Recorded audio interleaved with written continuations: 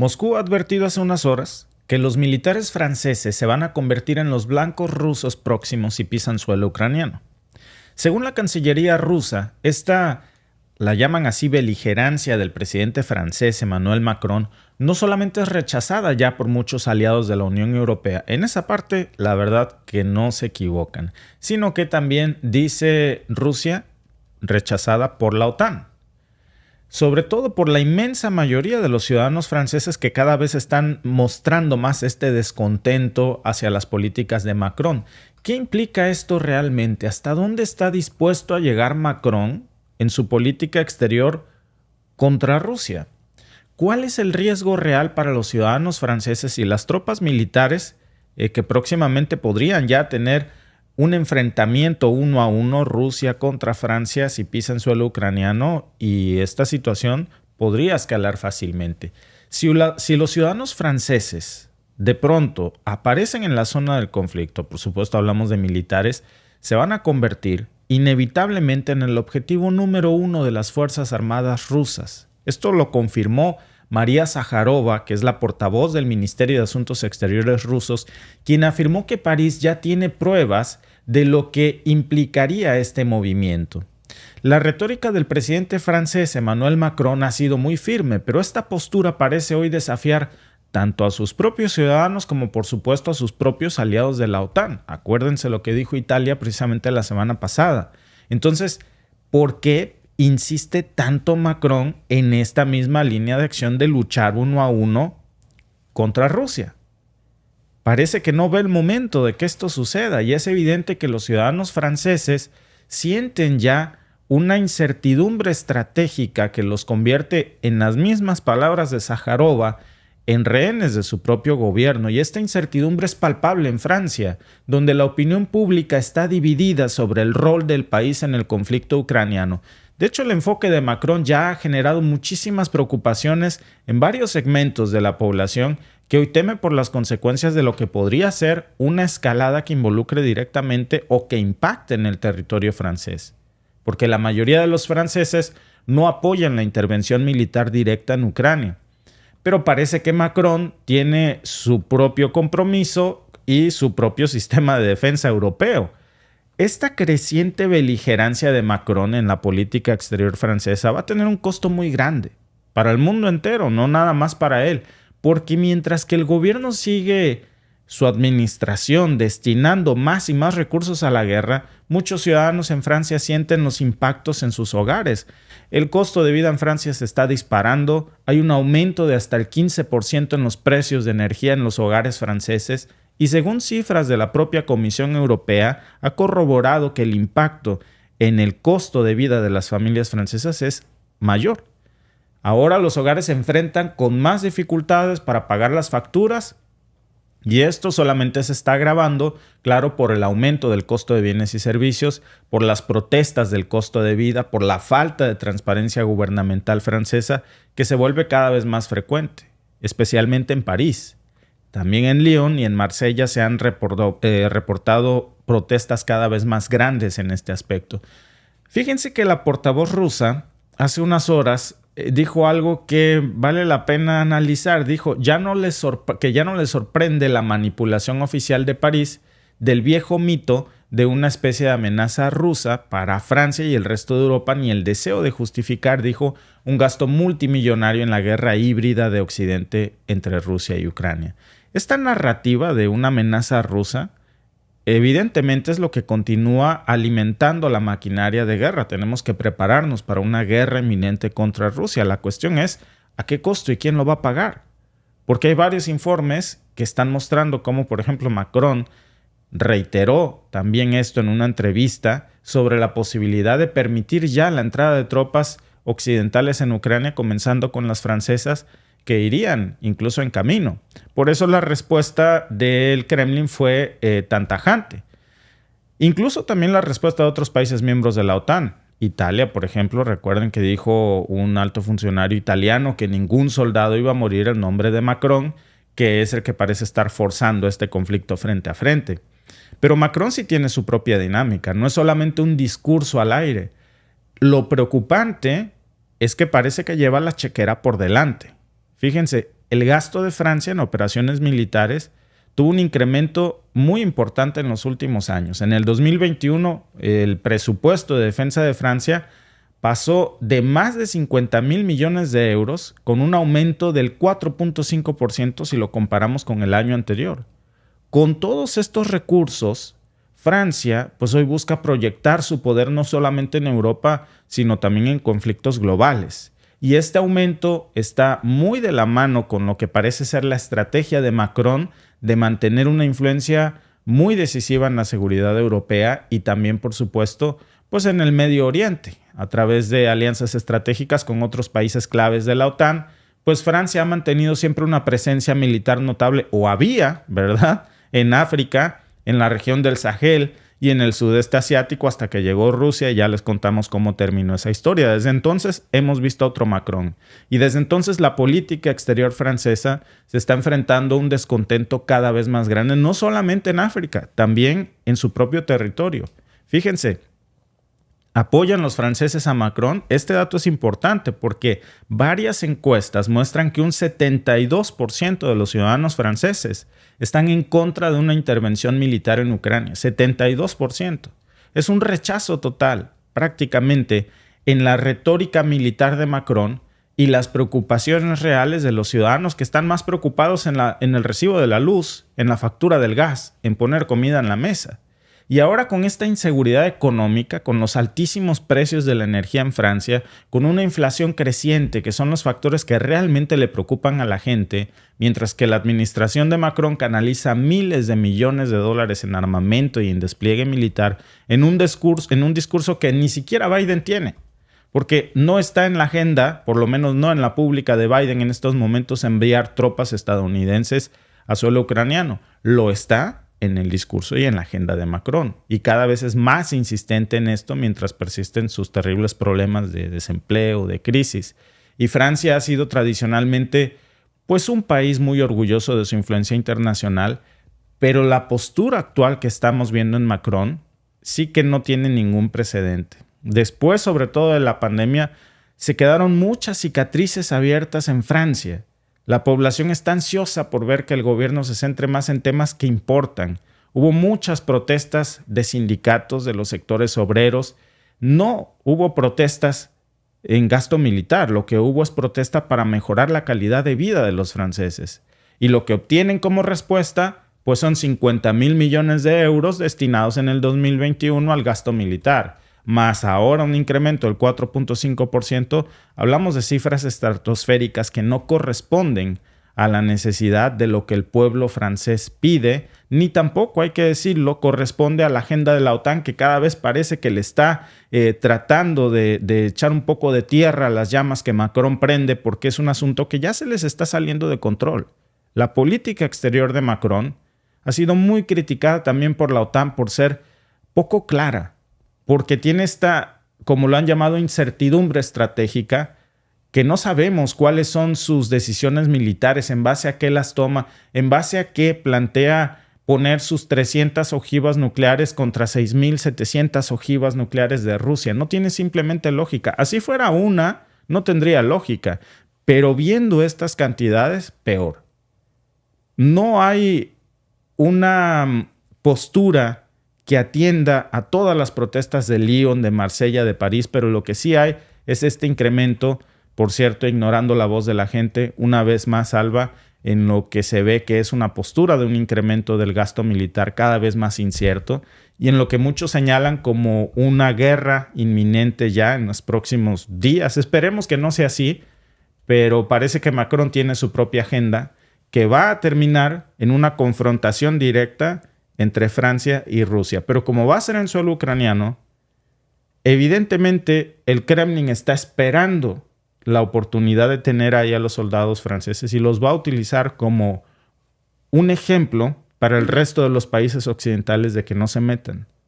Evidentemente así va a ser. Me gustaría decir que no va a ser así, pero la lógica nos indica que eso es lo que va a pasar. Claro, ¿y qué dices? ¿Qué necesidad hay de mandar soldados a una guerra que no es tuya, pero una guerra que sí estás financiando, también tomando en cuenta que tu población tiene otras necesidades? Cuando tienes esos números de inflación, cuando tienes la gente que no te quiere, no te va a querer porque te hagas más belicoso. Al contrario, vas a traer más dolor a tu población, a tu gente. Como bien decía aquí nuestra amiga Selva Pereira. Buen día, Víctor y Alba. Yo creo que el mayor peligro para los civiles franceses hoy es el inicio de las Olimpiadas en este escenario. Ya casi la Tercera Guerra Mundial, todos los gobiernos hoy en guerra son culpables. Y sí, justamente creo lo mismo. Van a ser las Olimpiadas en Francia. Y Macron no está ayudando nada a la seguridad de su país cuando se dedica a andar vociferando y atacando supuestamente verbalmente, ¿no? A en Rusia estos diciendo, momentos debería ser el embajador de eso. Completamente, de la paz, porque no es que Rusia vaya a atacar o vaya a hacer algo, pero hay mucha gente que puede tomar esto como una iniciativa para algo y hacer cosas muy malas que ya se han visto a lo largo de la historia, sobre todo cuando se supone que vienen unas Olimpiadas en donde la hermandad de las naciones, la competitividad, o si no quieres la eso, demostración, impulsar el turismo, claro, una derrama económica importante, posicionar a Francia como un lugar, como lo que es, un lugar hermoso con bellos destinos turísticos. La comida, la cultura. ¿Por qué no mejor que los titulares hoy sean hablar de la cultura, de la comida francesa, de los escenarios en donde se van a llevar a cabo las Olimpiadas? Darle la promoción desde antes para que vaya mucha gente y disfrute y que sea una gran derrama económica en donde se beneficien mucho los franceses. En cambio, vemos este otro discurso en donde las Olimpiadas pasan a segundo plano y es vamos con todo contra Rusia.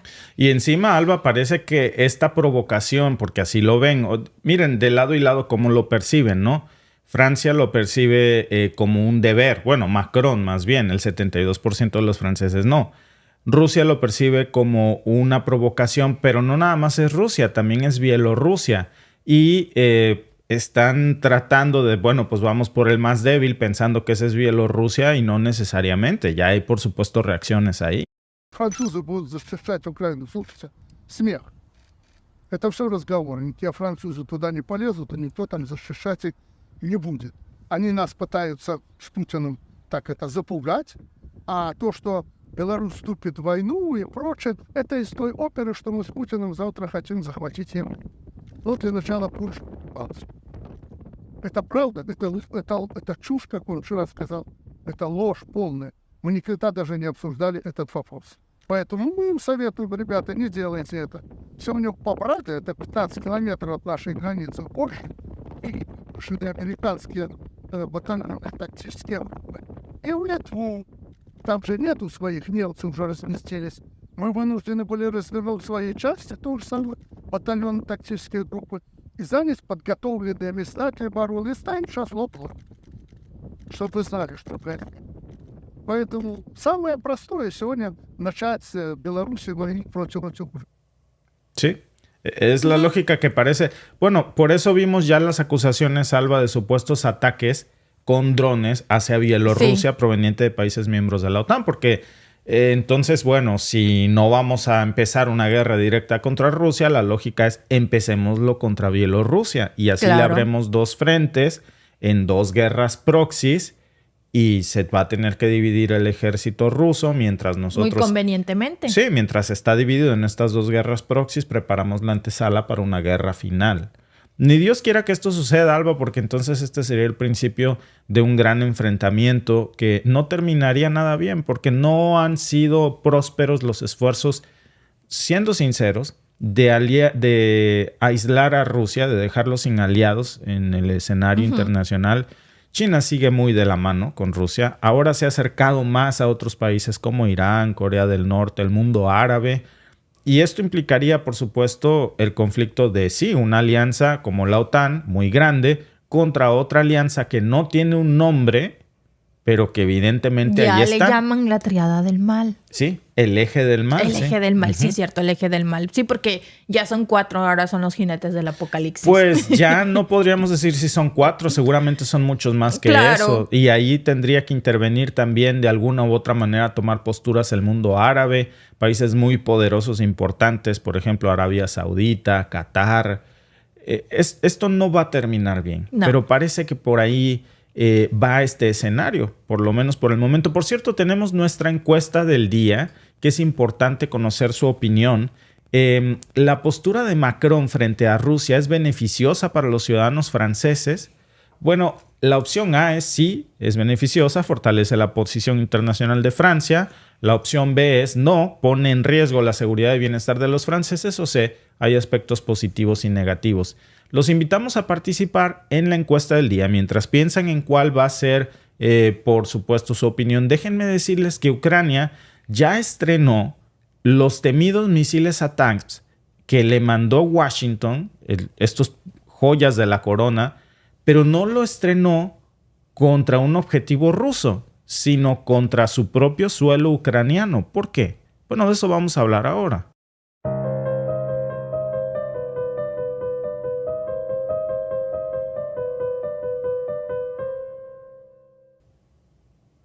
Ucrania lanzó misiles ATACMS contra el corazón de Lugansk, atacando un depósito de combustible.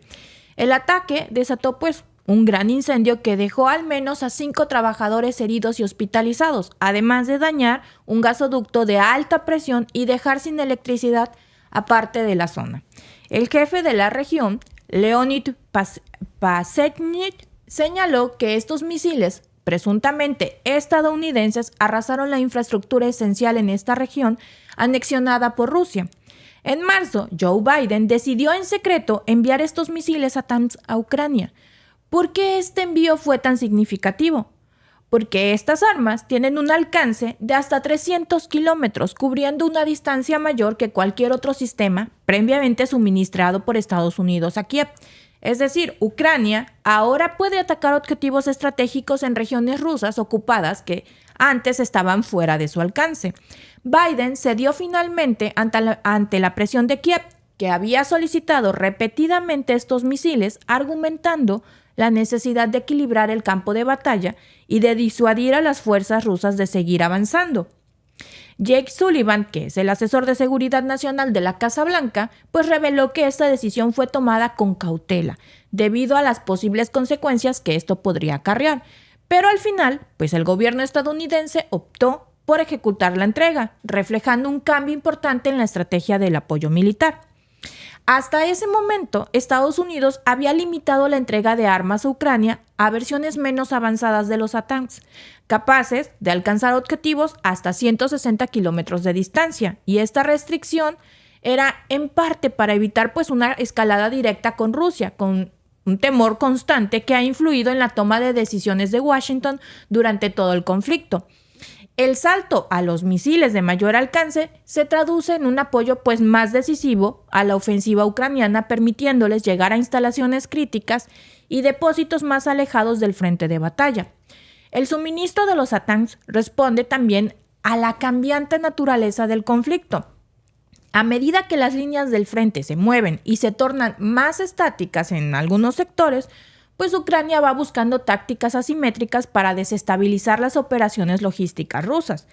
Al atacar objetivos en la retaguardia como bases de suministro y depósitos de combustible, Ucrania puede disminuir la capacidad de las fuerzas rusas para mantener sus posiciones y continuar su avance. Los misiles ATACMS tienen un valor muy estratégico en este contexto. Pueden ser disparados desde lanzadores móviles como los HIMARS, que ya han demostrado su efectividad en el campo de batalla y han proporcionado a las fuerzas ucranianas la capacidad de atacar con precisión desde largas distancias. Estos sistemas de misiles tácticos se desarrollaron inicialmente para el ejército de los Estados Unidos durante la Guerra Fría. Fueron pensados para eliminar unidades y objetivos vitales detrás de las líneas enemigas.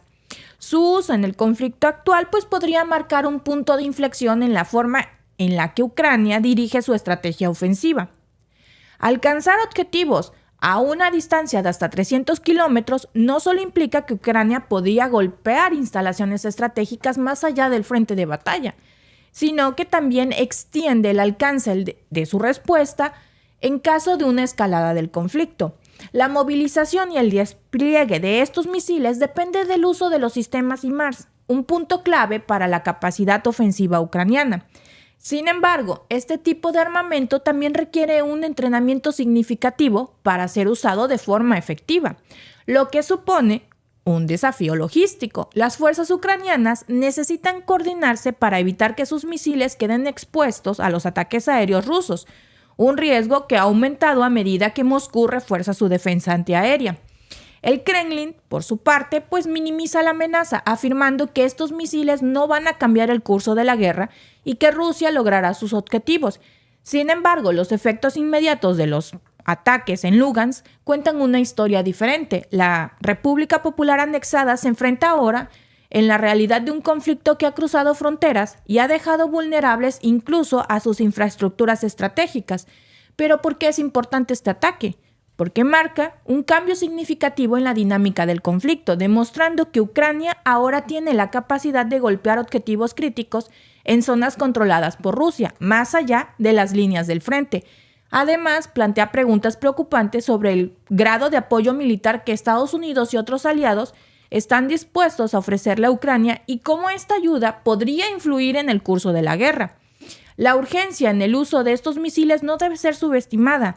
Aunque Pashenit declara que solo 5 personas resultaron heridas, es posible que el alcance real del daño sea mucho mayor. Un depósito de combustible no es un objetivo menor, es un pilar logístico clave para cualquier ejército al destruirlo. Y tampoco es un objetivo militar. Exacto. Civil. No era un objetivo militar. Obviamente, militarmente, de ahí iban a obtener gas y todo, pero no era un objetivo militar. Sí, quienes estaban civil. Ahí eran civiles. Eran y civiles. Ucranianos. Sí. En un pueblo ucraniano. Sí. Que está bajo el control ruso en estos momentos. Sí, pero eso no les quita la ciudadanía ucraniana y las personas de ahí no deciden de qué bando están o bajo el control de quién. No, ahora lo que deja la pregunta es si Ucrania va a seguir atacando las partes que Rusia tiene bajo su mando, sin importarle que haya ciudadanos ¿De ucranianos. su país? Sí, o sea, está mandando los bombazos y ni modo, si le cayó a un ucraniano, pues ¿para qué estabas ahí, hermano? Casi, ¿no? Pues Ucrania ha enviado pues un mensaje muy claro sobre su capacidad para desmantelar la infraestructura crítica en regiones ocupadas por Rusia, sin importar que los ucranianos salgan heridos. En este ataque, el conflicto entre Ucrania y Rusia parece estar entrando en una fase aún más impredecible y mucho más peligrosa. Porque yo creo que si vas a atacar una parte de tu país que sabes que hay ciudadanos, desalójalos, minimiza las pérdidas de ucranianos, ¿no? De pérdidas de vidas ucranianas. Como ya no tienen el control de esto, por ejemplo, en zonas como Zaporizhia, y también el ataque a plantas nucleares ucranianas que ya están bajo el control de Rusia, que se han convertido en los nuevos objetivos militares. Ahora es a Ucrania quien le interesa atacar esas plantas nucleares, esas centrales nucleares, porque están bajo el control ruso. Pero es alarmante porque si lograran tener éxito, pues habría un impacto ambiental terrible para los propios ucranianos y para el mundo entero. En un lugar, en un país que conoce muy bien de lo que hablamos, porque recordemos pues lo que ellos parecen olvidar en este momento, el desastre en Chernobyl. ¿Cómo podrían querer repetir ese escenario? Es desastroso. Y ahora estamos viendo cómo, por ejemplo, muchos lugares que fueron víctimas de una guerra sangrienta, la que llamaban, por ejemplo, la picadora de carne, sí, pues ahora se está trabajando en su reconstrucción. Algo que nunca debió pasar porque de plano nunca debieron destruirse ninguno de estos lugares por motivo de una guerra. Pero después de que se empiecen a reconstruir, se vuelven a convertir en blancos de ataque. Entonces, yo creo que sí tendríamos, Alba, que pensar hasta dónde esta ayuda militar se está utilizando con responsabilidad, porque creo que debe de alejarse. Lo mismo que en Gaza. O sea, siguiendo la misma lógica, no tiene por qué apuntarse a objetivos militares. No. Tendríamos que mantener... Perdón, a objetivos civiles. Pues. Sí, a objetivos civiles. Sí te entendí. sí supe pero que luego quiso me funean ahí. ¿Era general o soldado? ¿Eh?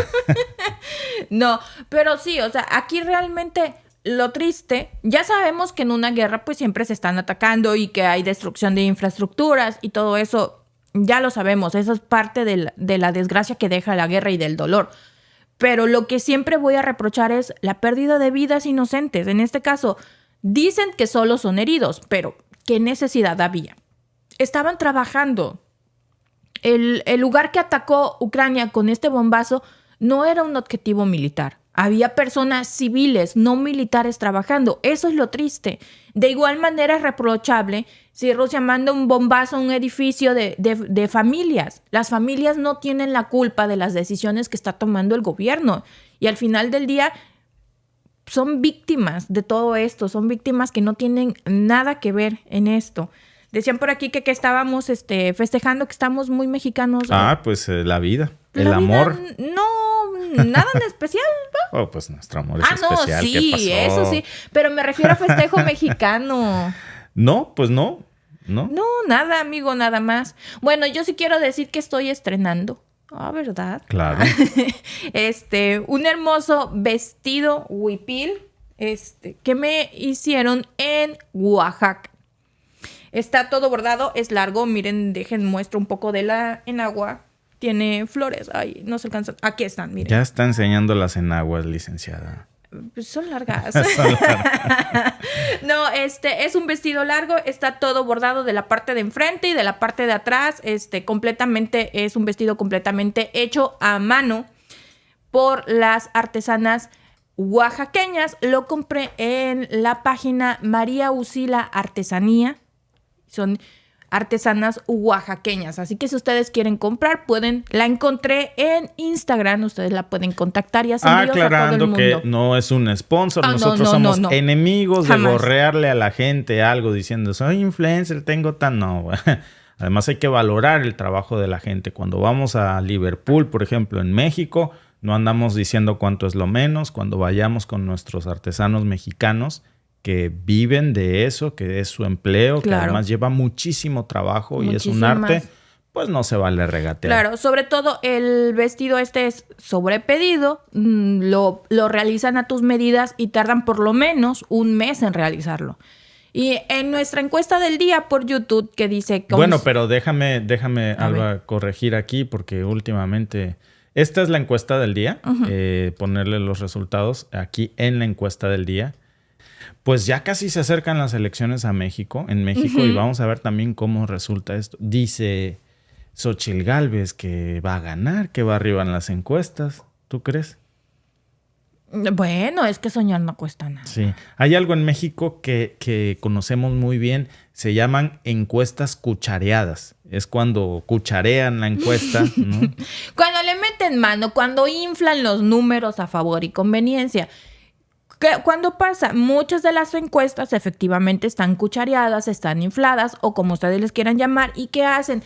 Una manera de disuadir la intención del voto. Si yo te digo que yo voy por delante en la encuesta, entonces la gente dice, pues entonces ¿para qué voto por la otra si va a perder? Exacto, es la intención. Realmente esa es la intención de muchas encuestas. Habría que ser muy ingenuo para pensar que esta señora ni lo quiera Dios, ni lo quiera Dios. O sea, imagínate... Ya la señora por sí, que ha demostrado a lo largo de este tiempo en campaña, cero propuestas, su nivel de discurso, su apatía frente a las necesidades sociales, ¿no? Sus comentarios tan indiferencia, sus comentarios tan desafortunados. Un día dice que es una empresaria exitosa millonaria y al otro día dice que no tiene nada.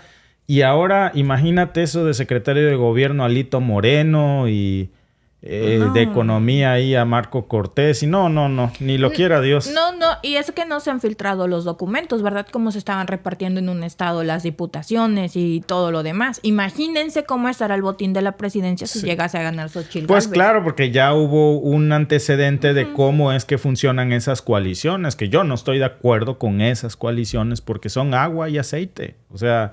No es una... En su momento el PAN decía que no es por el poder mismo, sino que es por cambiar a México, ¿no? Y que... ¿Te acuerdas? Se hizo muy viral un tiempo, viral en aquellos tiempos de la viralidad diferente. Carlos Castillo Peraza, que criticaba mucho a Cuauhtémoc Cárdenas. Cuauhtémoc Cárdenas era de las entonces izquierdas de México, padre de la izquierda de México. Ahora ya no queda nada de esa izquierda original de Cárdenas, del cardenismo. Y le decía Carlos Castillo Peraza, usted sigue siendo priista porque es hijo de priista, sobrino de priista, abuelo de priista total, ¿no? Y una vez priista, siempre priista. Pues al final Castillo Peraza terminó dejando el PAN. porque se dio cuenta que era muy distinto de lo que él pensaba que era. Se murió no siendo del PAN. Y después, Alba, actualmente vemos cómo supuestamente el partido que se fundó para sacar al PRI se alía con el PRI. ¿Qué quiere decir? Que Manuel Gómez Morín, Carlos Castillo Peraza, Manuel de Jesús Cloutier, si hoy estuvieran vivos, estuvieran revolcando en su tumba seguramente en estos momentos, viendo una coalición con la antítesis de lo que tanto lucharon. Y ver que finalmente fue el poder vulgar por el poder mismo. Nada más para repartirse el botín de guerra y punto. Claro. Dice Armonía Eugenia, la nueva Constitución mexicana de Morena, no tendrás nada y serás feliz. Y antes sí tenías, porque si no eras del PRI Pues y a lo estabas mejor en el gobierno, tenías. Y si no eras del PRI y no tenías un puesto del gobierno, no tenías. O sea que seguimos igual. Pues se vale reflexionar el voto. Si nuestra amiga cree que con el PRI estaba mejor, bueno, pues digo, hay que respetar las... Seguramente ella sí estaba mejor, porque también cada quien habla como le va en la feria. Claro. Digo, habrá que decirlo. Pregúntale tú a Salinas Pliego si no estaban mejor con el PRI, por ejemplo, o con el PAN. Puta, pues te va a decir que sí, ¿no? Claro. Ahora sí que depende del que le preguntes. Por X o Y circunstancias, no tienen que ser negativas. O sea, por eso es una democracia, porque hay una diversidad de opiniones. Cada quien tendrá sus razones. Habrá quien no apoya a Morena, porque desde la perspectiva que ellos lo ven, ha traído retroceso, ha traído violencia, qué sé yo. Habrá quienes reflexionen de una forma diferente y sí apoyen a Morena, porque desde su perspectiva, por ejemplo, déjenme decirle, desde la perspectiva que yo tengo de acá, desde el extranjero, es simplemente que cuando yo mando dinero a México, cada vez es menos. ¿Saben por qué? Porque el dólar canadiense ya no vale tanto, ni el norteamericano. Lo que ahora vale más es el peso. El peso está ganándole mucho terreno a estas monedas y es algo que por aquí jamás se pensaba. Ese desarrollo económico jamás se había visto. La de malas, diría Petro, ¿no? Pues de malas nos tocó estando acá y no estando allá, ¿verdad? Claro. Porque entonces ya te pega porque dices, híjole, ¿cómo no estuviera yo ahorita? Es un buen momento, por ejemplo, para pensar en inversiones en pesos más que en dólares. Digo, tanto que el interés que te da un bono del Tesoro es del 5.4 y un CETE mexicano es de 11.7, me parece. O sea, es más del doble. Más del doble. Dice Aimi Komori, yo creo que no hay que creer ciegamente en ningún partido. Hay que ver las cosas como son, sin apasionamientos. Por supuesto, eso es lo mejor. Yo creo que es mejor creer en las personas. Exacto, escuchar qué propuestas traen, cuáles son sus planes que traen, más que el partido, las personas, porque si nos vamos por los partidos, en los partidos siempre hay muchísimas cosas que no cuadran, muchas cosas que no están muy bien y muchas ¿Sabías personas... que el nivel de aprobación, aquí estamos con nuestro cafecito mañanero, ¿sabías que el nivel de aprobación del presidente de México, de AMLO, es más alto que nunca ahora que estás finalizando previo a las campañas de México? Más del 60% de nivel de aprobación. Eso no se había visto jamás en la historia. Puede ser que haya parte del 40% que diga, lo odio con todo mi ser y no, estás muy mal. Bueno, el otro 60% tiene una opinión diferente y eso no se había visto ni con Peña ni con Calderón. ¿Por qué? Porque al final de su sexenio la gente evalúa un resultado y dice, me siento satisfecho por el resultado o me siento engañado, y en base a eso pues ya tienes una prueba muy amplia para tomar una decisión sobre qué sabor de boca te deja, ¿no? Dice Carlos I, regresan a México y atiéndanse en el IMSS. Mi hijo mayor nació en el IMSS, en la Clínica 11 del Seguro Social de la ciudad de Jalapa, Veracruz. Y desde entonces no tenemos que hablar del IMSS. Antes de eso mucho prejuicio. Pues claro, sí. Yo nací ahí, mi hijo mayor nació ahí, en la Clínica 11 del Seguro Social de la ciudad de Jalapa, Veracruz. Mis papás asisten al Seguro Social cada mes por sus controles y sus chequeos médicos y hasta hoy no tengo nada que decir. Cuando mi hermano enfermaba y lo internaban en la Clínica 11 del Seguro Social y siempre lo atendieron muy bien. A mis papás los han atendido muy bien. Entiendo que hay mucha gente que ha tenido muy mala experiencia. Claro. A nosotros, en mi familia, jamás hemos tenido una mala atención. Pero déjame contarte de una mala experiencia terrible con la seguridad pública. Para que luego no andemos ahí de malinchistas diciendo que en México todo es terrible y en el extranjero, imagínate vivir en México y perderte estas joyas. Acá también hay sus cosas, ¿eh?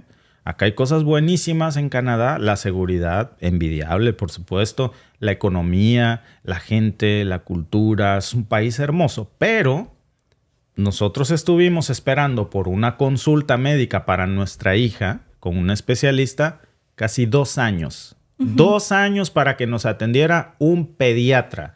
Porque aquí no es que tú puedas ir a un pediatra y así tengas dinero para decir, ¿sabes qué? Yo no voy al IMSS porque tarda mucho, me voy con un particular. No, señor, aquí no hay particulares. Tiene usted que irse con su médico de familia que es del gobierno y él lo tiene que remitir.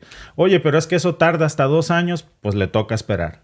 De malas, pues. De malas. Y pues afortunadamente eso ya está mejorando, pero después de la pandemia fue terrible. Eso, por cierto, jamás nos pasó en el IMSS, ¿eh? Si tú crees, dicen que el tiempo lo cura todo y que en sus tiempos dicen, en México decíamos, dicen que el tiempo lo cura todo, por eso el IMSS se tarda una eternidad. Eso nos pasó, pero aquí con el OHIP.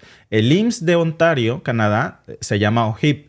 Aquí sí nos pasó. En México, no. Tiene sus cosas buenas, cualquier lugar del mundo. Ahora, con esto quiero decir que, bueno, porque ahorita debe estar ahí en el chat alguien Pues escribiendo. regrésate. Pues regrésate a México o vete a vivir a Cuba o a Rusia o a China, ¿no? Bueno, pues, ¿por qué no? ¿Por Cada qué vez no? que dice, si me dieran $1 por No, pues cada ya vez que seríamos dicen millonarios. eso, uy, Bill Gates, a Jeff Bezos me harían los mandados, me limpiarían la casa.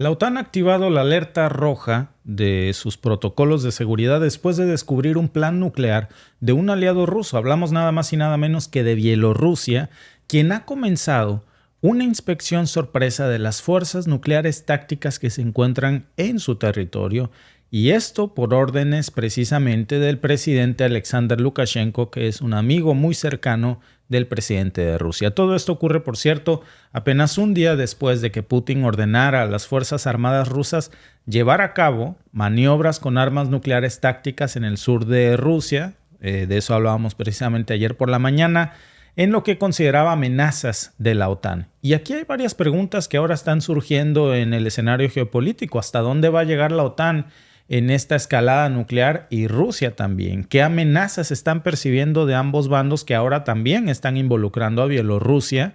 Y por supuesto, ¿qué va a desencadenar este ejercicio sorpresa de alistar armas nucleares también en Bielorrusia? Esta inspección de las fuerzas nucleares tácticas que fue anunciada por el Ministerio de Defensa de Bielorrusia y que fue, repito, ordenada directamente por el presidente Lukashenko, implica, por supuesto, una revisión exhaustiva de la disposición de los sistemas de misiles tácticos Iskander y también de un escuadrón de aviones Su-25 de fabricación rusa, y cada detalle ha sido minuciosamente planificado para cumplir precisamente con los parámetros establecidos por el comandante supremo de las Fuerzas Armadas bielorrusias, que seguramente están muy de la mano con la misma estrategia del Kremlin. Durante la inspección, de hecho, también se ha informado que se verificarían todas las acciones necesarias para planificar y preparar y también para tener listos para su uso inmediato los sistemas nucleares. Y eso es grave porque lo que está dejando claro es que no se trata de un simple ejercicio de rutina más, no es un ejercicio nuclear de los que ya de por sí son preocupantes.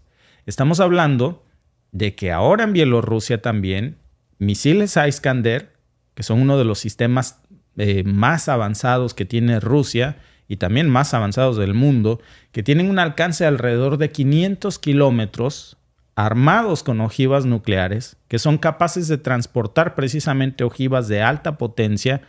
Fíjense, en el 2019 Rusia había anunciado la implementación precisamente de estos misiles también en territorio bielorruso. Y esto ahora está generando muchísima preocupación entre los vecinos europeos, porque el escuadrón de aviones Su-25, que es un avión que se usa en ataques a tierra, se usa en conflictos de baja intensidad porque tiene esta capacidad precisamente para operar cerca de las líneas del frente. Si los combinamos con los Iskander, bajo esta antena de supervisión de los mandos militares, pues no es una coincidencia. Se trata, por supuesto, y ya adivinó la OTAN, que es una estrategia de Lukashenko para maximizar la efectividad en combate y enviar un mensaje de disuasión. Ha iniciado esta revisión precisamente en el contexto de cooperación militar con Rusia, uno que no tenía precedentes. Lukashenko y Vladimir Putin están manteniendo una relación muy estrecha que ha superado incluso las sanciones impuestas por Occidente. De hecho, las tropas rusas utilizaron a Bielorrusia como su punto de entrada para Ucrania en los primeros días del conflicto, si ustedes recuerdan. Y eso nos dice precisamente el nivel de confianza que existen entre estos países. Ahora, según Lukashenko, y esto es cierto porque no existe un precedente así, esta sería la primera vez que Bielorrusia participa en ejercicios con fuerzas nucleares tácticas en su territorio. Él está diciendo que es una inspección que pues tiene solo un propósito defensivo, que no es para atacar, que no buscan un conflicto, que lo que están planeando es mantener estas armas solamente como un sistema de disuasión. Pero ¿por qué está generando tanta preocupación en la OTAN al punto de que activaran su alerta roja nuclear? Pues porque la OTAN dice que ve esta situación como una amenaza directa a la estabilidad y a la seguridad de sus miembros en Europa del Este. Nada más que hay una cosa. También hablábamos aquí de esto hace unos días y déjenme recordárselos.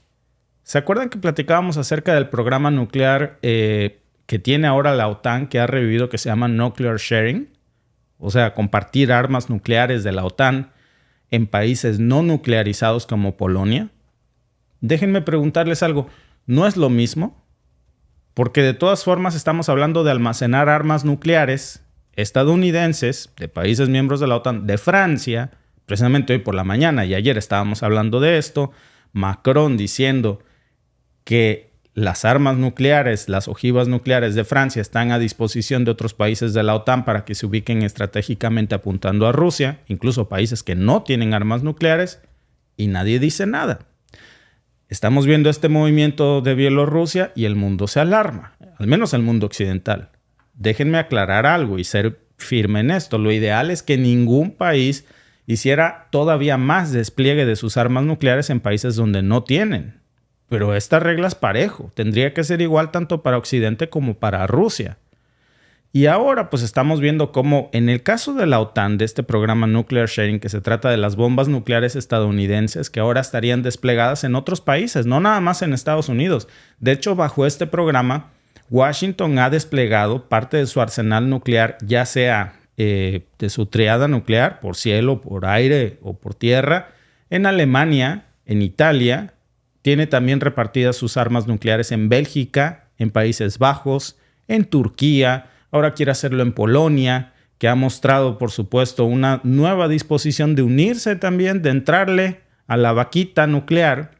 Y el 22 de abril, que también lo platicábamos en esta mesa, si ustedes recuerdan, el presidente polaco Duda ya había dicho que Polonia estaba lista para albergar armas nucleares si la OTAN decidiera darle la confianza, a pesar de que su constitución se los prohíbe. Y pues claro que esta declaración llegó precisamente como una respuesta dicen ellos, del creciente militarismo ruso en la región y de la escalada de una amenaza rusa que se ve venir para la OTAN una vez que dicen, pues prácticamente gane la guerra en Ucrania. Sobre todo por el enclave de Kaliningrado y por la reciente reubicación de armas nucleares rusas en Bielorrusia, dicen, y en Kaliningrado, que está precisamente estratégicamente ubicada entre Polonia y Lituania. Y ha sido, como saben, pues un bastión militar estratégico para Rusia. El presidente de Polonia dijo que ese despliegue de armas nucleares en Polonia de la OTAN pues le vendría muy bien porque Estados Unidos podría depositar su confianza en ellos para guardarle sus bombitas nucleares, pero también que Polonia estaría lista para entrarle a este nuclear sharing si eso reforzara la seguridad de la OTAN. Desde que inició este conflicto en Ucrania, Putin ha insinuado que el uso de armas nucleares hacia Occidente puede ser una posibilidad si lo obligan a hacerlo. La OTAN también lo ha dicho recientemente, ha dicho que también la alianza de la OTAN es una alianza nuclear y ahora estamos viendo esta escalada de tensión nuclear de ambos bandos. Rusia, después de que pasó esto de la reactivación del nuclear sharing en lugares como Polonia, vecino de Rusia, que no tiene armas nucleares, y la OTAN dijo, oye, ¿y si nos guardas esto tantito ahí, luego lo recojo? Son unas bombitas nucleares. Mientras, para que no te estorben, ponlas apuntando hacia Rusia. Y pues obviamente, pues Rusia salió a contestar de inmediato. Dmitry Peskov, que es el que se apunta solo para estas cosas, el portavoz del Kremlin, ha asegurado que Rusia iba a tomar todas las medidas que fueran necesarias para garantizar su seguridad frente a estas, dijo, crecientes amenazas de la OTAN, así lo catalogó. Y pues miren, parece ser que hoy en esta mesa ya estamos hablando de la respuesta, que la tenemos frente a nosotros, con la acumulación precisamente de armas nucleares, tanto en Bielorrusia como en Kaliningrado, que tiene su historia y que es lamentable de ambos bandos. El problema es que nos quedemos solo con una versión de la historia y no con ambas. Porque, de hecho, aparte a esto, déjenme ponerles otro renglón más. Rusia ordenó a las Fuerzas Armadas precisamente que realizaran estas maniobras nucleares tácticas y que se llevarían a cabo precisamente en el Distrito Militar Sur, que limita, pues obviamente con Ucrania, usando no nada más por tierra, aviación. ¿Por qué Putin se enfoca ahora en esta región en particular? Nuevamente salió Dmitry Peskov y dijo que es una acción que era una respuesta directa de las declaraciones del presidente francés Emmanuel Macron y de otros funcionarios británicos. Ayer, si recuerdan, también hablábamos de cómo Rusia dijo, esto es culpa de Macron, y por la tarde también dijo, y esto le puede llegar también a Reino Unido si cumplen con la amenaza de que le presten las bases militares de Reino Unido. No lo dijo así, pero se infiere que es para el despegue o despliegue militar. ¿De qué más sería?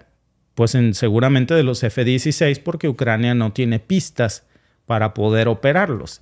Y ahora la OTAN pues ha respondido, sabiendo que cualquier escalada va a desencadenar consecuencias imprevisibles y lo hace con mucha cautela porque está viendo cómo el hilo se tensa más y ahora ya tienen otro flanco, otro foco rojo, que es precisamente aquí, en Bielorrusia. Y saben que cualquier intento de interferir en esta región podría resultar en medidas terribles, sobre todo cuando en las horas pasadas, Alba, sobre todo en los días pasados, hemos estado viendo mucho con insistencia el tema de Bielorrusia.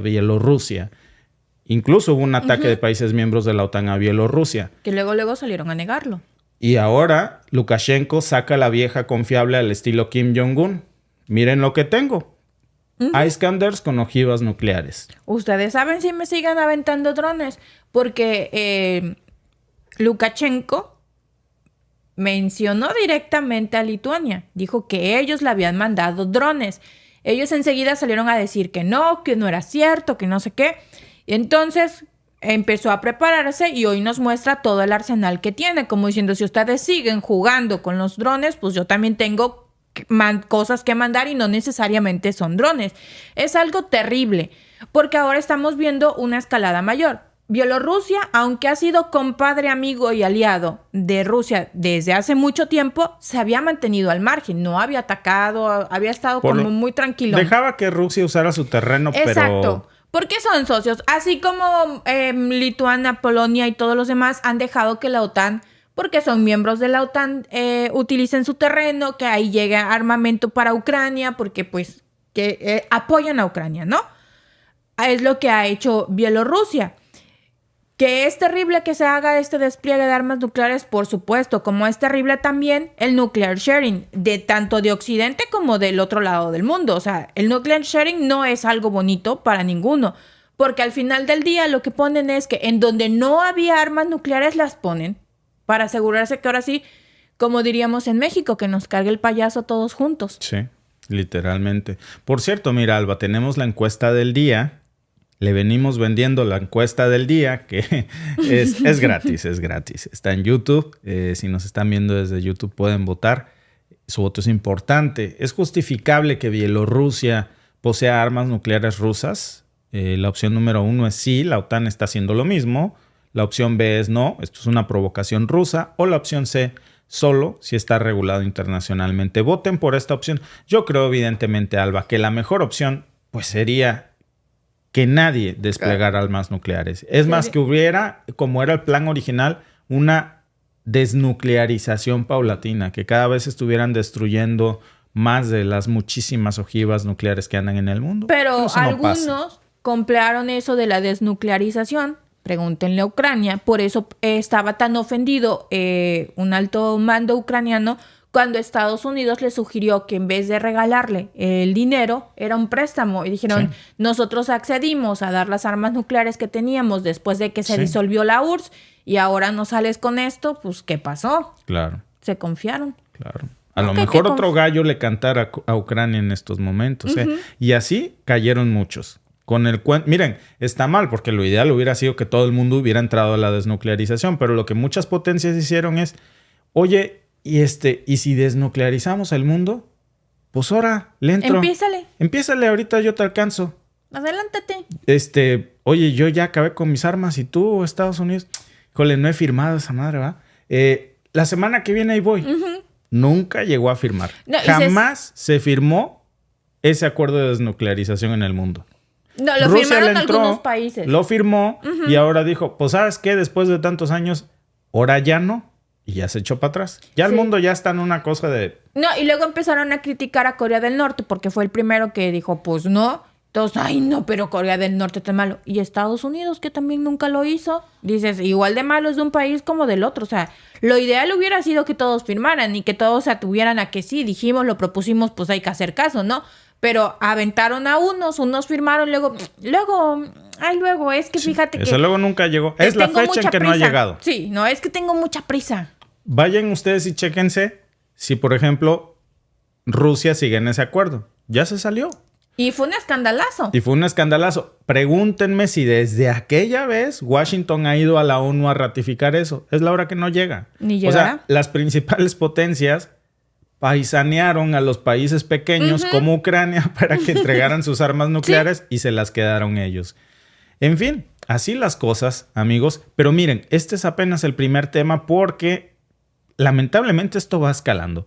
Ustedes saben que en Rusia se han reportado muchos avances precisamente fuera de control en territorio ucraniano. Parece que nada frena el avance de las tropas rusas.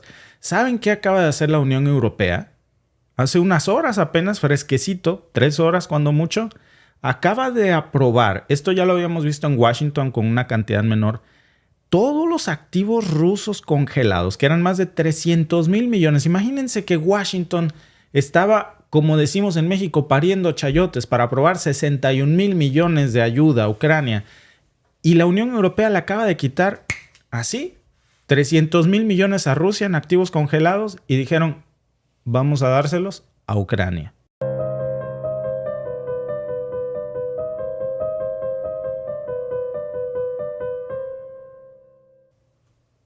Hace solo unas horas, pues la Unión Europea aprobó destinar los activos rusos congelados para financiar la recuperación y la defensa militar de Ucrania. Según las primeras estimaciones, esta iniciativa podría desbloquear unos 3.300 millones de euros anuales. Pero surgen varias preguntas de inmediato. ¿Es legal confiscar estos activos para otros propósitos? ¿Qué riesgos representa este movimiento para la estabilidad financiera global?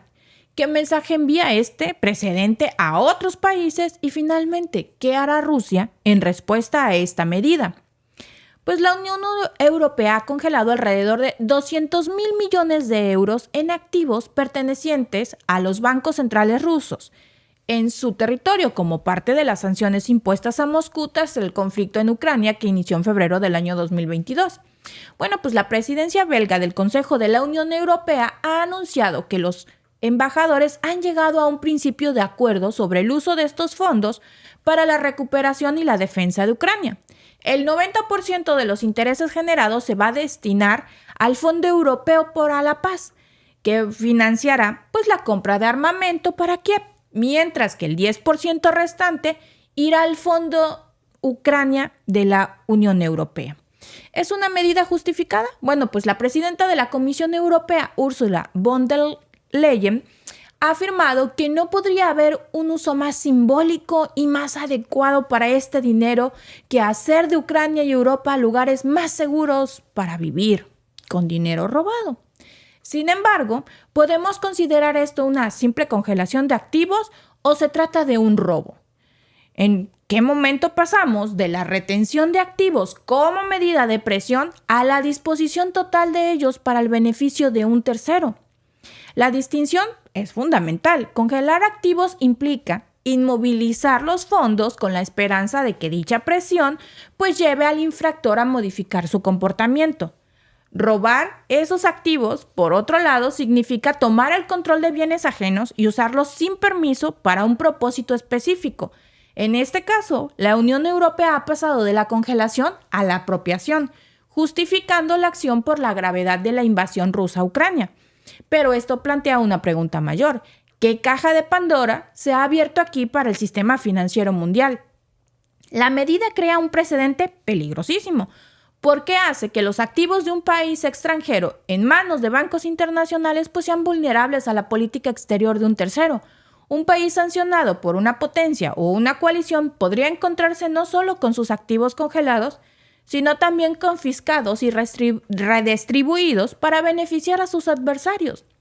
La estabilidad financiera global podría sufrir si otros países comienzan a percibir los sistemas bancarios internacionales como herramientas para avanzar en conflictos políticos.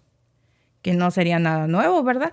Las consecuencias pueden ser graves. Los países podrían reconsiderar dónde van a poner sus activos en el extranjero para evitar que sean congelados o incluso robados. Y el flujo internacional de capital pues también podría verse interrumpido.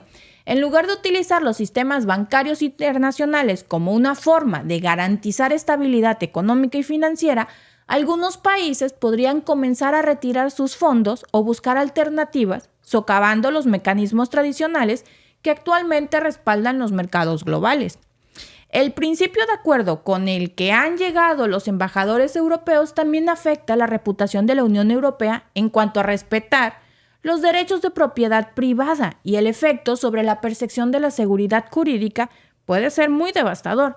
Si los activos pueden ser redistribuidos con fines militares, ¿qué impide a otros bloques o a otras potencias hacer lo mismo bajo otras circunstancias? La mayor parte de los fondos congelados, alrededor del 90%, están bajo custodia de Euroclear, con sede en Bélgica. La organización aceptó enviar a Ucrania la totalidad de los ingresos fiscales generados desde que inició el conflicto, que suman 1.700 millones de euros adicionales en este 2024.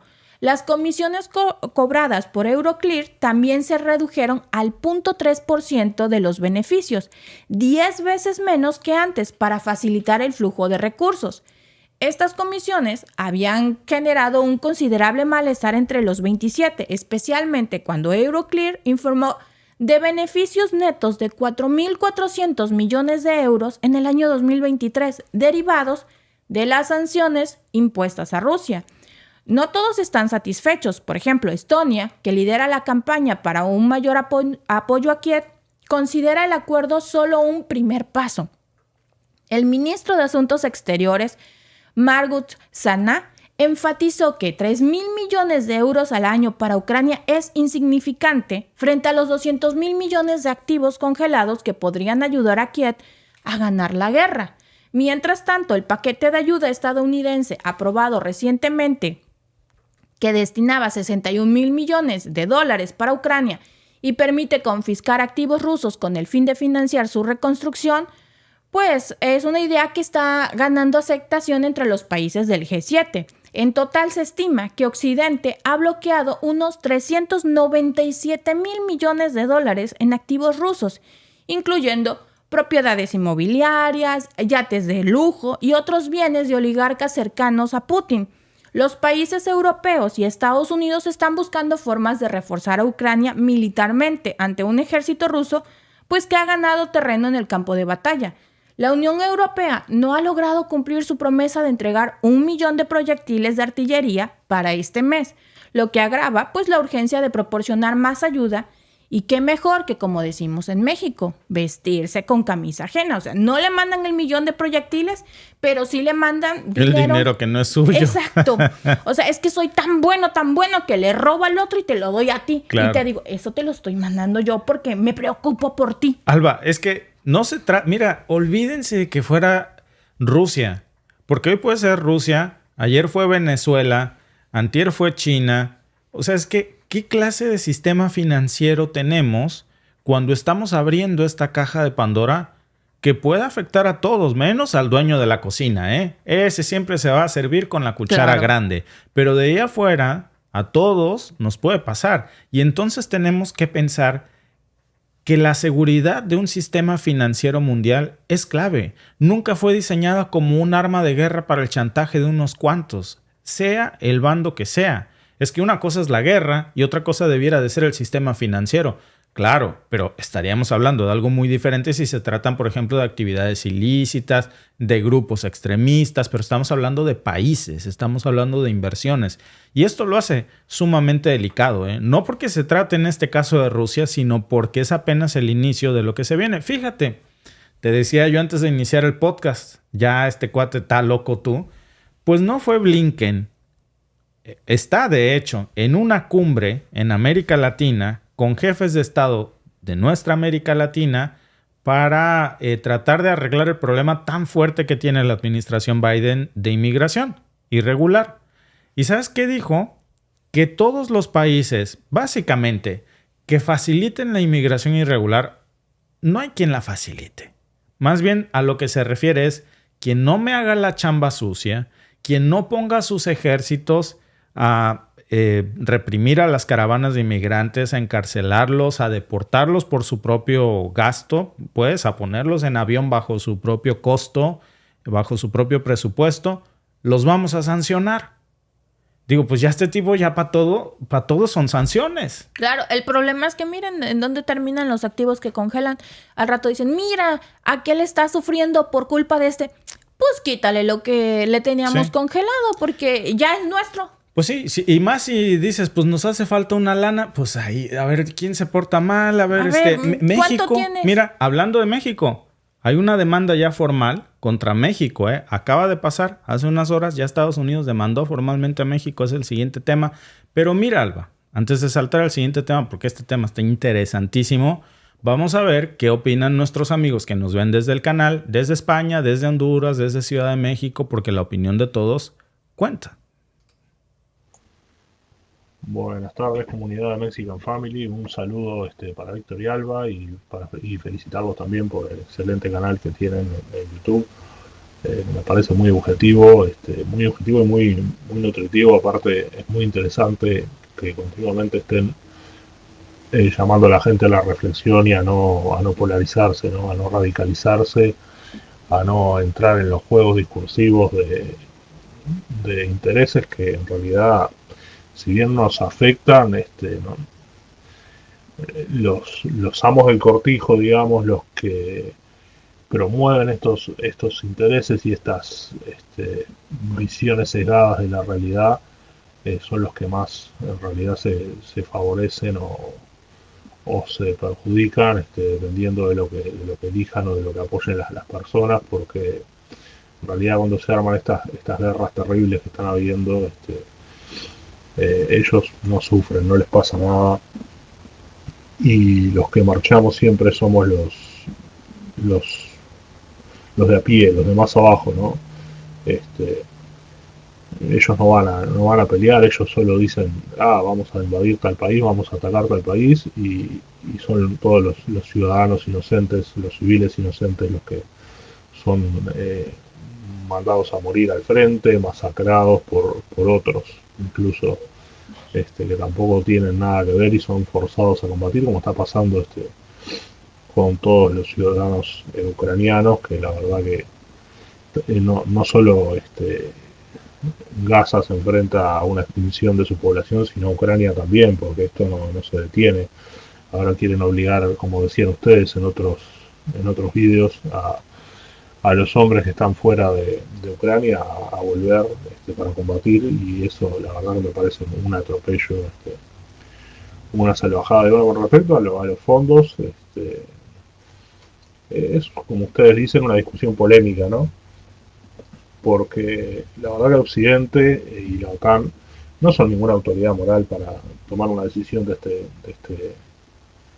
estilo, ni tampoco lo fueron para confiscar esos fondos rusos, ¿no?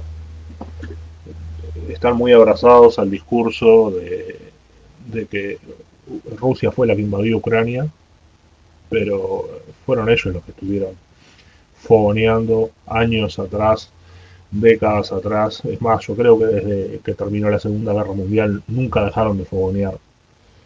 un nuevo enfrentamiento puramente ideológico, que vuelvo a lo mismo que estaba diciendo antes, es para defender y apalancar intereses de una élite que es la que respalda estos discursos ideológicos. No hay nada de democracia detrás de esto, no hay nada de justicia, son meros discursos ideológicos que responden a intereses pura y exclusivamente económicos, ¿ah? Y de justos para la humanidad y para ninguna nación tienen nada.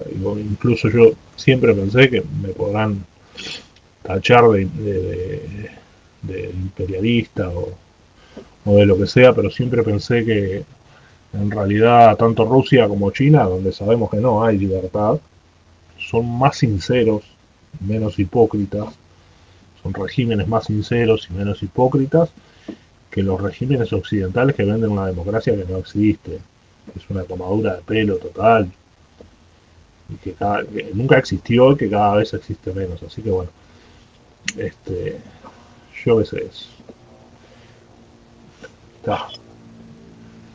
no sé, para mí se podría tildar de robo si me extralimito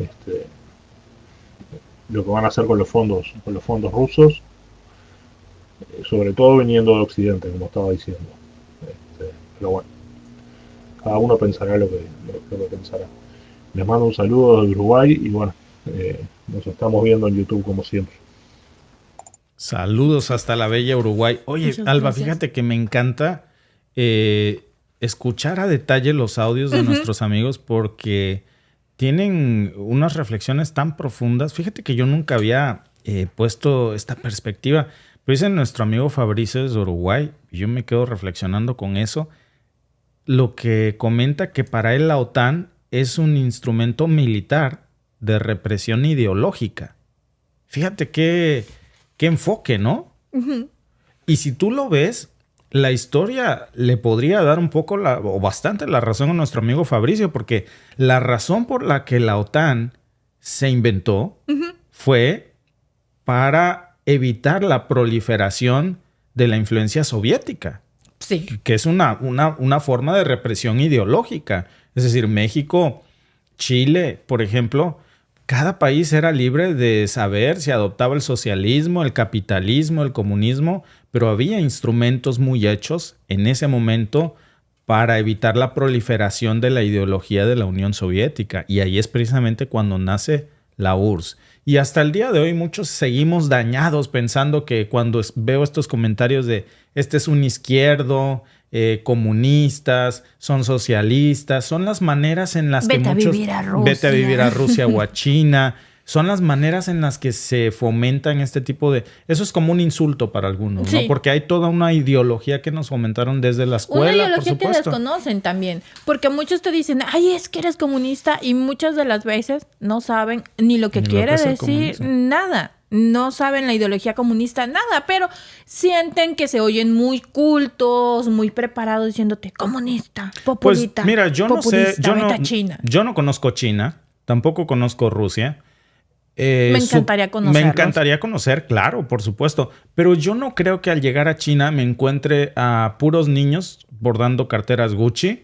Tampoco creo que al ir a Rusia me encuentre a puros niños con AK-47 y Tampoco- tomando vodka. Claro. Tampoco crean que en México Iba dormimos yo para- recostados en un nopal con un jorongo. con un jorongo y bebiendo tequila.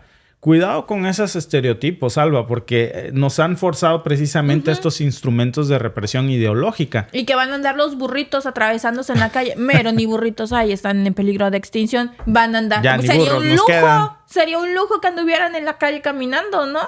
Alguno que otro de 2 pies, pero ya de 4 ya. Ay, Ya. cómo abundan. Y les encantan las redes sociales para decir, ¡comunista! Y les encantan las redes sociales. Mira, Perdón. vamos a ver qué dice nuestro amigo desde Honduras. Hola Víctor y Alba, me llamo José Carlos, saludos de Honduras. Bueno, lo que está haciendo Estados Unidos y Occidente colectivo es un robo. Agarrar los activos rusos para financiar la guerra en Ucrania es un robo, porque no importa los acontecimientos que están sucediendo, ellos no tienen por qué agarrar ese dinero.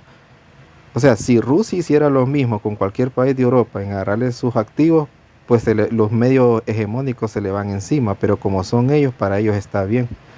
Lo único que está logrando Estados Unidos y Occidente colectivo es que el mundo pierda la confianza en ellos. Cuando todo este conflicto pase en un futuro, el mundo ya no va a confiar en ellos. Es lo único que están logrando, pero es un robo. Uf. Ni cómo decirlo mejor, José Carlos, ¿eh? Qué bruto. Sí. La verdad, felicidades. Yo, ¿ya qué digo? O sea, es que lo que haría sería repetir lo que comenta nuestro amigo. Fíjate, si lo hiciera Rusia, uy, olvídate. Si estuviera Rusia confiscando estos activos congelados de Occidente, que también Rusia los tiene, y disponiéndolos para comprar armamento para Ucrania, no. Ya sería la Tercera Guerra Mundial. Vean cómo allá no hay libertad, se apoderan de lo que no es suyo. Son unos ladrones, nos vamos a encargar de hundirlos. Sí. Pero cuando es del otro lado, está bien, porque es para la justicia. El robo no es justicia. No, es que el enfoque es muy, muy claro, Alba. Es que la dueña de la cocina sí le puede meter la cuchara a la sopa. Porque es mi cocina. Oye, la comida es de todos, pero es mi cocina. Exacto. Mi sistema financiero, mi moneda de reserva mundial, mis ¿Para qué le entraste? Y al que no le gusta, que se vaya. Y entonces que sufra las consecuencias de un mundo aislado, como vemos ya un montón de países que han sufrido consecuencias terribles, por supuesto, de esto. Miren, hay una llamada más, pero déjenme pasar al siguiente tema y después regresamos a esto junto con la encuesta, porque hablando de sanciones y estas cosas, pues uno lo pudiera ver muy lejano. Sobre todo los que nos ven desde México. Bueno, afortunadamente nosotros no estamos en disputas con el tío Sam. Pues como dicen por estos rumbos, hold my beer.